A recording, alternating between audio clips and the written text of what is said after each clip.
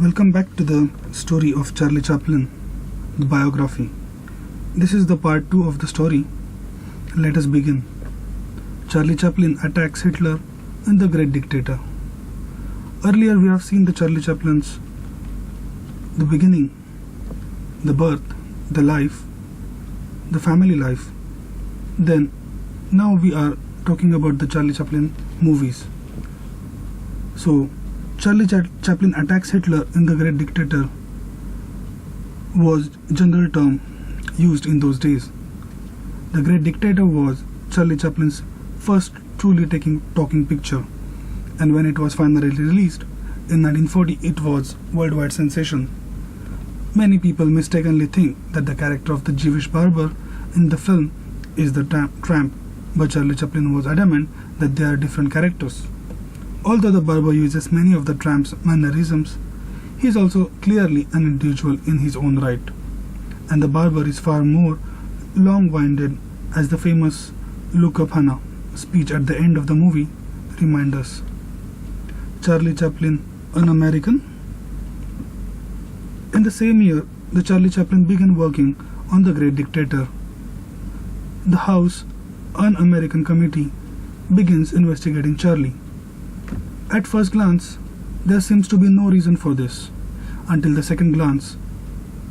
Earlier, Chaplin had done his patriotic part in raising money for the war effort, alongside his longtime friends Douglas Fairbanks and Mary Pickford, raising large amounts of money for the war.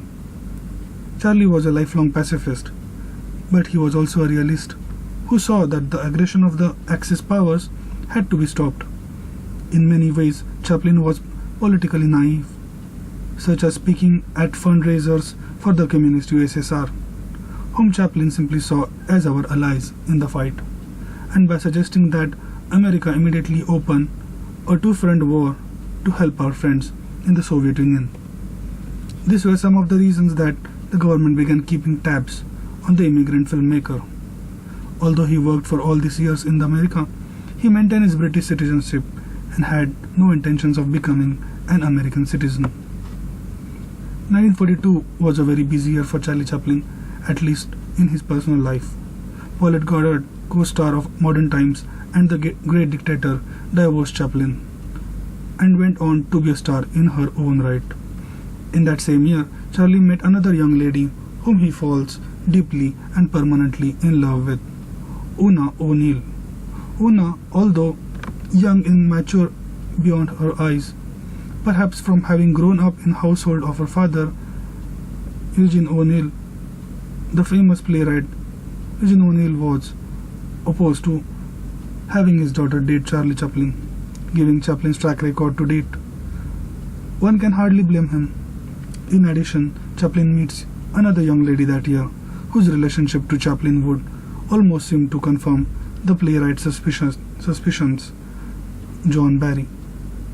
By all accounts, Joan Barry was a troubled young woman who had some talent for acting. She had met Charlie Chaplin, who had given her secret test for a role, but did not hire her for any of his movies, although they dated on and off. Nothing serious came out of it, but in Joan Barry's mind, it was very serious. Serious enough that she breaks into Chaplin's home later that year, armed with a gun. Charlie eventually talked her out of any violence, got her to leave quietly, and then called the police, resulting in restraining order that should have served to keep her out of Charlie Chaplin's life. Charlie Chaplin in the paternity suit. However, two things happened that next year that prevented that from happening. First was Joan Barry's pregnancy. She named Charlie Chaplin as the father.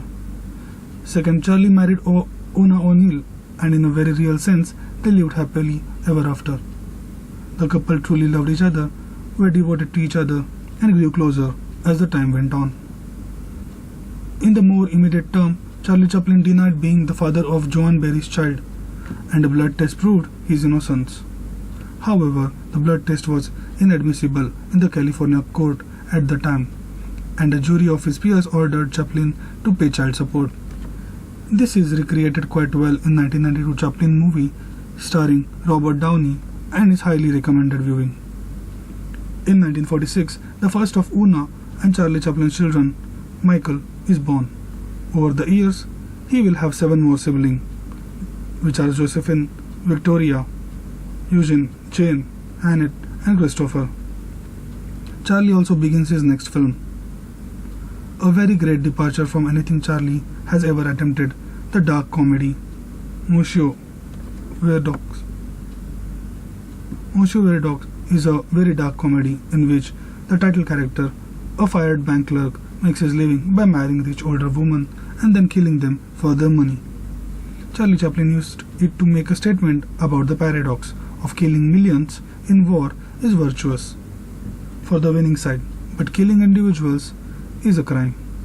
Although it has moments from both humorous and engaging, it was not the fare that the public was expecting from Chaplin, and it did not do well domestically, although it did well overseas and Chaplin made a tidy profit from it. He also used Edna Purviance on screen for the last time, essentially as an extra. Charlie Chaplin's final films. In 1951, Charlie Chaplin made one of his finest films and one of his least well-known, Limelight.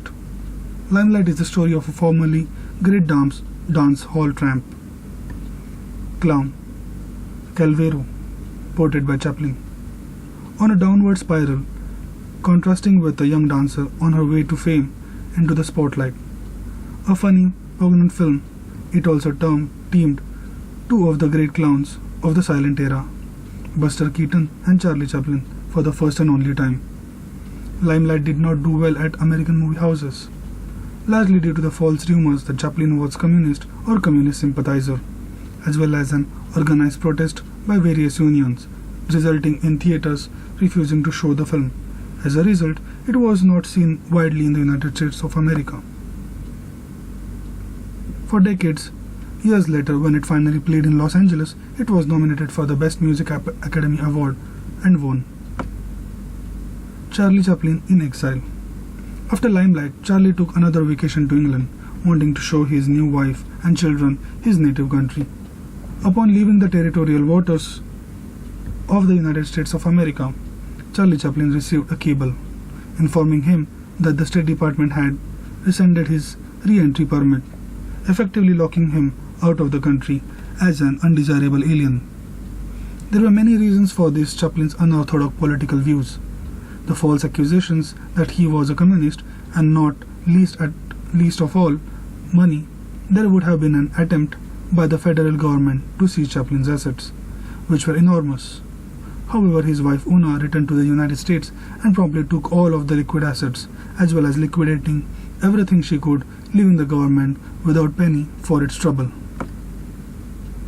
Charlie Chaplin was not, however, a man without country. He was still a citizen of Great Britain, but he did not desire to live there. After the stress of the situation had been dealt with, the Chaplins relocated to Vevey, Switzerland in 1953, where they lived for the remainder of their lives together. After their death, it has been turned into an international Charlie Chaplin museum. In 1954, Oona renounced her US citizenship, casting her lot with her husband. And ironically, Charlie Chaplin was awarded World Peace Council Prize in that same year.